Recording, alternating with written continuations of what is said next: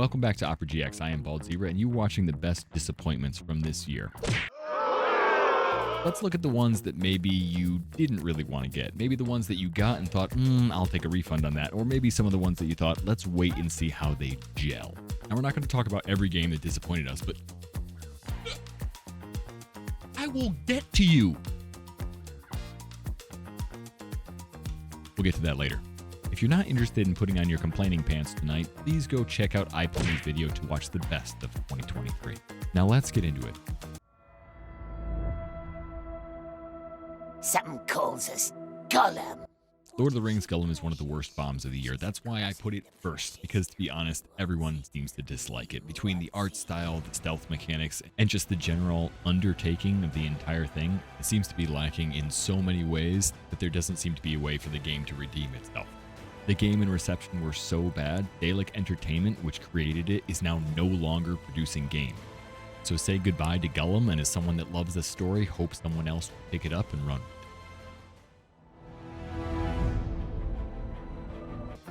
Alright, after Gollum, we're going to go from one disappointment to the other. And you may not have heard of the Greyhill Incident, but it was one of the most anticipated horror games before its massive flop.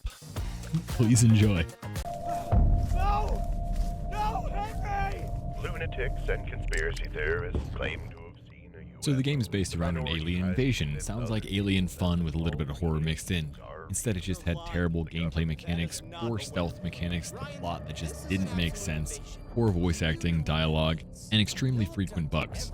A lot of the critics seem to point to the fact that the writing seemed to come from an AI chatbot.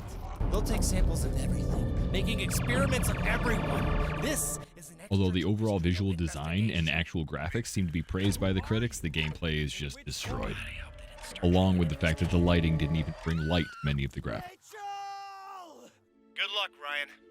So while the first two weren't totally finished games, and maybe they could have used a little bit more time and a little bit more money, at least they didn't ask for your money throughout the entire free game. Talk about Silent Hill Ascension, one of the worst Silent Hills I've ever heard of.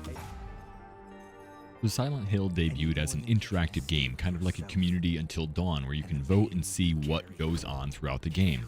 The problem is it's a $19.99 season pass in order to get IP or influence points you use to determine everything that's going on, which means that anyone who purchased the season pass has a huge more influence than anyone who didn't. Most of the comments on social media agree that everything just feels cluttered and it feels like it was poorly implemented. While some people in the end have said they can't wait for the next episode, many people have decided that that's it, I'm done with the cash grab. You can decide for yourself. So from a game that seems to want to waste your money and take it right out of your pocket to a game that is just a waste of time, let's check out Rise of Kong.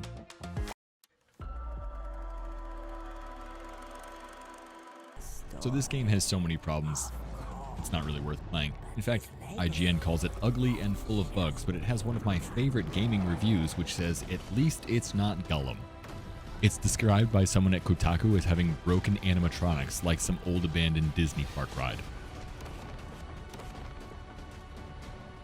Another of my favorite reviews comes from PC Gamer, which says the game barely qualifies as playable, and even when it's working as it's intended, you wish it wouldn't.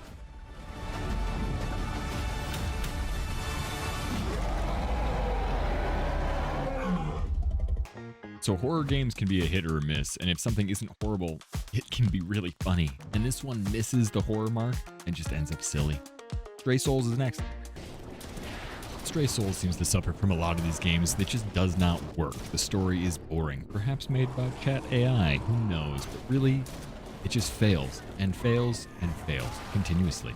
Either it's too broken to finish your playthrough, or there's some bug that pops up, or you get stuck in an area that you just can't get out of. Even though it looks kind of nice and reminds me a bit of The Forest, the gameplay seems to fall off completely, and all the parts you're seeing are the parts that work. Like I said, if horror does not live up to horror, it just becomes silly. So we're about halfway through, and there's a lot of great stuff coming. A lot of great disappointments coming. So we're on to some bigger and better games, and this next one could have reminded us of Grand Theft Auto or Payday, but instead it just reminds us of a failed experiment. In a world So with a star-studded cast to back it up, you kind of think it would pull no punches and continue to hit you right in the face.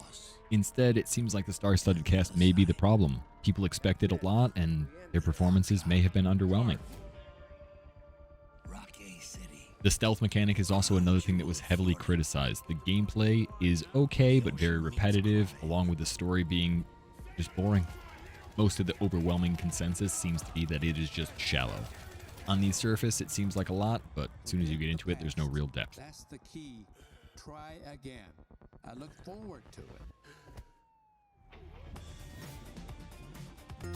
So as we get into some of the deeper, heavy-hitting games, I wonder if you guys are going to like all the picks, but I have no problem pushing this one.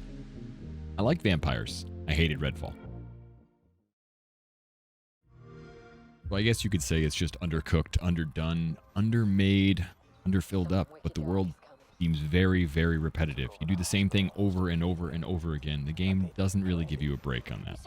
And while it does have some cool graphics and some interesting lore to it, in the end, it just fails for me. I don't have to pull my punches, really, because for the most part, the thing that bothered me was that it came out as a $70 game. It came out as the top-tier price on par with all these other high-tier AAA-rated games that you would expect to be at least polished to some regard. With the enemies being so easy to kill and everything being so repetitive, it ends up feeling like placeholders rather than a finished game.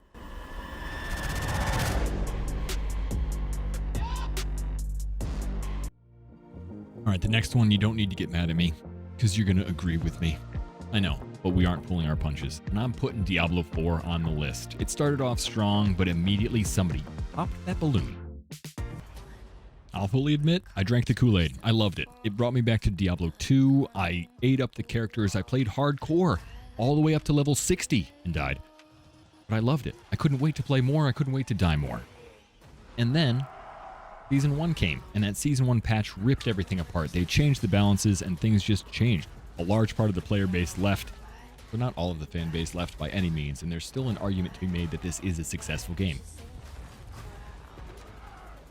While the cinematics in this game are still top-notch and amazing, and I know many Blizzard fanboys that would never leave a Blizzard game behind, if you're still drinking the Kool-Aid, good for you, I think.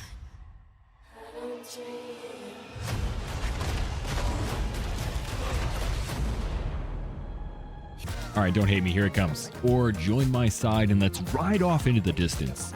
Starfield is next.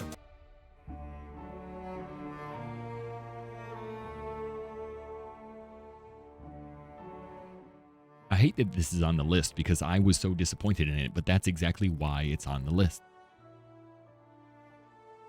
I would say in the beginning all I did was hate Sarah Morgan, but it grew from there.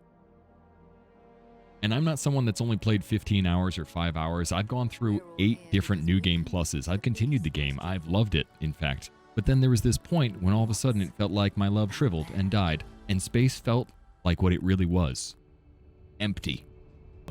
Unlike many of the other Bethesda games that drew me back into the next New Game Plus, I eventually kind of faded in this one. Now, it's not all bad. You remember No Man's Sky, right? So I don't love the idea of a game coming out and it not being completely finished, but with so many people still working on the game from Bethesda, I do think that eventually it will get better and better, and you'll be back into Starfield. I hope.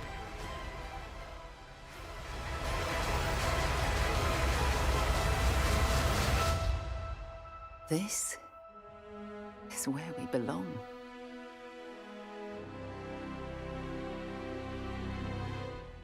All right, the number 1 on the list, and the reason it's the number 1 is because before it even came out, we were disappointed in it. That's right, the day before. It just recently came out. Well, not the day before.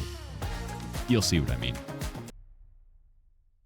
So when it was first announced, the day before was the most wishlisted game on Steam.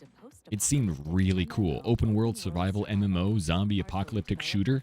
Obviously, it was way too ambitious for an indie studio. And many people soon started to wonder if they were going to be able to pull it off. Weird explanations came up. They removed the game from Steam, which caused more controversy.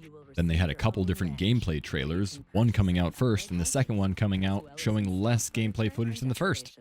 With the trailer coming out showing less and less gameplay, people started to wonder if the game was even real, or just a cash grab, or just an actual scam. And as the game has just come out the day before, The day before I'm making this video, the day before. Seems like it is.